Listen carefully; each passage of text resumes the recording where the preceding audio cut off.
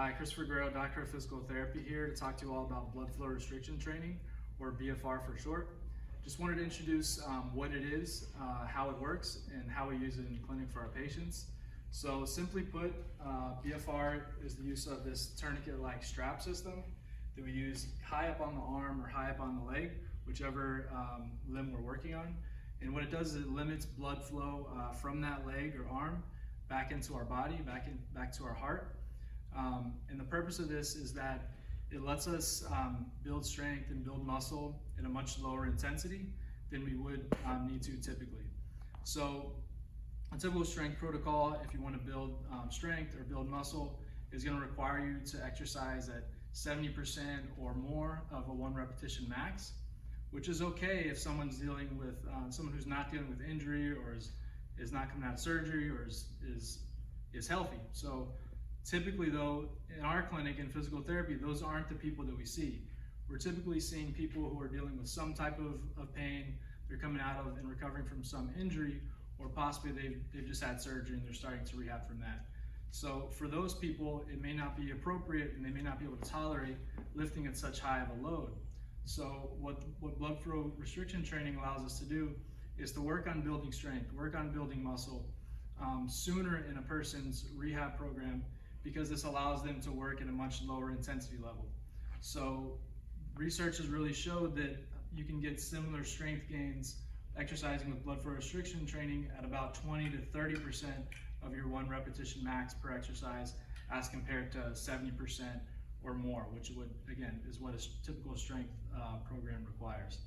So that's a little bit on kind of what and how BFR is. All those are going to come in. We're just going to demonstrate how we use this in clinic. So I'm just going to pump up the blood flow restriction cuff, which this is a system we're using here at Force. So I'm going to use a hand pump to pump this up to a predetermined pressure level.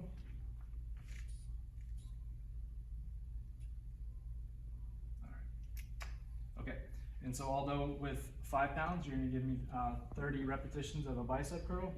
So just for this example, we're going to say all those dealing with a distal bicep injury. Okay, in this part of his rehab, it's safe for him and he can tolerate this much load, which typically for him, 5 pounds, you know, although he's a big, strong guy, would be no problem. But now that he's exercising in the presence of blood flow restriction, it's going to become a much tougher exercise for him at this weight. So what's happening is this cuff is limiting venous return of blood flow back to his heart, and that venous blood is deoxygenated blood. So what's happening now is although his brain is perceiving that his muscles are working in an environment that's really high intensity, because his brain is perceiving that his muscles are working in a hypoxic environment. So what his brain then does is communicate with his heart, and his heart rate starts to go up in an effort to pump more blood, more oxygen, more nutrients to his arm. And so as this process continues, what happens is after 30, just take a 30-second rest. So blood's starting to accumulate in his arm, and what happens is you start to build this cellular swelling, okay? And then as this process continues, what happens is you get an increase in growth hormone, increase in this gene called mTOR, and also an increase in lactic acid. So after 30 seconds, you're gonna do 15 more repetitions. And so I realize that that's a little bit of medical jargon, but just know that those 3 things are actually essential for the environment, which would build and repair bone, muscles, tendon, other soft tissue structures, which are actually really important for us, because those are structures that we want to help promote and help to heal. So that's another actual benefit, and along with building muscle and strength, when we're exercising with BFR, we can help to promote that optimal environment for tissue healing. So 30-second rest gets tough, right? Yes. So he's going to do 3 sets of 15 repetitions. The first set he did was 30, and that's the typical rep and set scheme that we dose when we're working to build strength. So after that 30 seconds, we do another set of 15. So that's just a little bit about BFR, how it's used, how we're using it in clinic. Research for this intervention is actually pretty thorough.